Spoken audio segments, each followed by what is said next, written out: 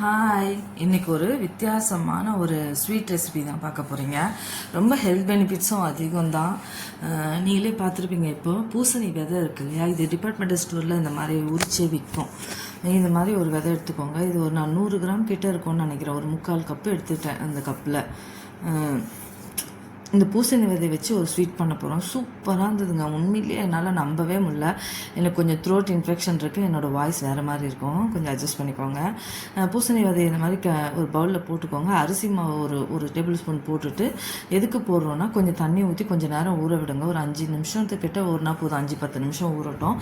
ஊறினதுக்கப்புறமா நீங்கள் இந்த மாதிரி தோலை இப்படி தேய்ச்சி விட்டுகிட்டே இருந்தீங்கன்னா அதுவே தோல் அந்த மேலே அந்த க்ரீன் கலர் இருக்குது இல்லையா, அந்த க்ரீன் கலர் உறிஞ்சி வரும்.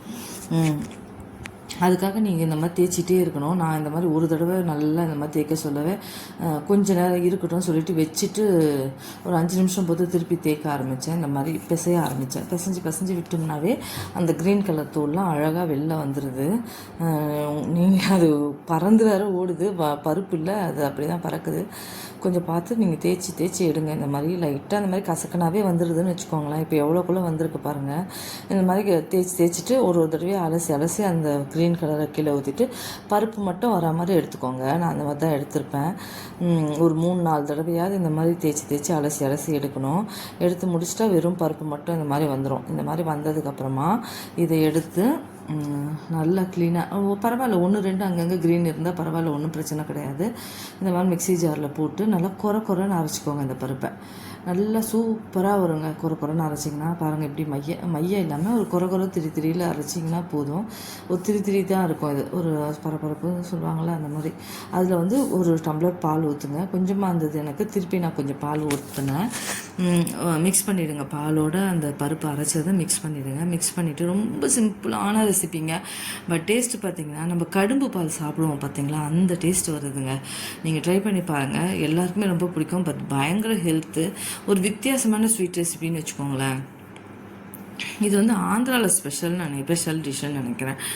இதை எடுத்து அடுப்பில் வச்சுட்டு கொஞ்சம் கொஞ்சமாக இந்த மாதிரி கிண்டிகிட்டே இருந்திங்கன்னா பால் கொதிக்கிற பதம் வந்தப்போ அந்த நம்ம அரைச்சி ஊற்றின அந்த பூசணி விதை அரைச்சி வச்சது அப்படியே திரிஞ்சு அப்படியே கேர்டலாகி ஒரு மாதிரி ஜொன்னு பால் மாதிரி வரும். திரிஞ்சு பாருங்கள் எப்படி வருதுன்னு சொல்லி. அந்த மாதிரி வருது. அந்த பருப்போடு சேர்ந்து வேகுது. பாலோடு வேக சொல்ல இந்த மாதிரி திரிஞ்சு நல்லா கட்டி தட்டிடுது. அப்படியே கட்டி தட்டினோடனே நம்ம அந்த 3/4 கப்புக்கு அப்படியே ரவை எவ்வளோ டைட்டாக ஆகிடுச்சு பாருங்கள். இப்போ நான் அது கொஞ்சம் நேரத்துலேயே இப்போ அந்த 3/4 பங்கு அதே அளவுக்கு ரவைன்ற சர்க்கரை எடுத்துக்கிட்டேன். சர்க்கரையை போட்டு இந்த மாதிரி கிண்டிகிட்டே இருங்க. கொஞ்சம் நேரம் கொதிக்கிட்டோன்னு விடுங்க. எப்படி ஆயிடுச்சு பாருங்கள். இது எப்படி ஒரு நல்ல ஒரு டெசர்ட்டுங்க, இல்லைன்னே சொல்ல முடியாது. ஹெல்த்தியான டெசர்ட்டு. அப்படியே சும்மா சாப்பிட்றதுக்கு அவ்வளோ நல்லாயிருக்கு. இது இந்த மாதிரி திரிஞ்சு இந்த மாதிரி ஆகி கேர்டல் ஆகிடும். இதில் கொஞ்சம் ஏலக்காய் பொடி வேணும்னா போட்டுக்கோங்க. நான் போட்டேன்னு தான் நினைக்கிறேன். வீடியோவில் வருதான்னு தெரியல. ஏலக்காய் பொடி தட்டி போட்டுக்கோங்க தேவைப்பட்டா. ஏன்னா எப்பயுமே ஸ்வீட்னாவே கொஞ்சம் ஏலக்காய் பொடி போட்டால் தான் அந்த டேஸ்ட்டு, மனம், ருசி எல்லாம் இருக்கும். அதனால சொல்கிறேன். போட்டுட்டு இந்த மாதிரி இது பண்ணி விட்டுருங்க. இவ்வளோ தாங்க. இதோட வேலையே அவ்வளோதான், முடிஞ்சிச்சு. இப்போ அந்த பூசணி அந்த பாலோடு நல்லா வெந்ததுக்கான சர்க்கரையும் போட்டோன்னா அது நல்லா வெந்து இந்த மாதிரி கடலாக ஆயிடும். இது பார்க்கறதுக்கு நம்ம ஒரு ஜொன்னு பால் சாப்பிடுவோம். ஜொன்னு பால்னால் அந்த சீம் பால் சாப்பிடுவோம் பார்த்துக்கிறீங்களா, அது மாதிரியே இருக்குது. அந்த சீம் பால் ரெசிபி மாதிரியே இருக்குது. இது மேலே நான் சும்மா அங்கங்கே க்ரன்ச்சியாக இருக்கட்டும் சொல்லி இதே பூசணி விதையை கொஞ்சம் நெய்யில் வறுத்து அது மேலே போட்டுட்டேன். செம்ம டேஸ்ட்டுங்க, செம்ம ருசி. இது ஒரு சிம்பிளான டெசர்ட், ஹெல்த்தியான டெசர்ட்.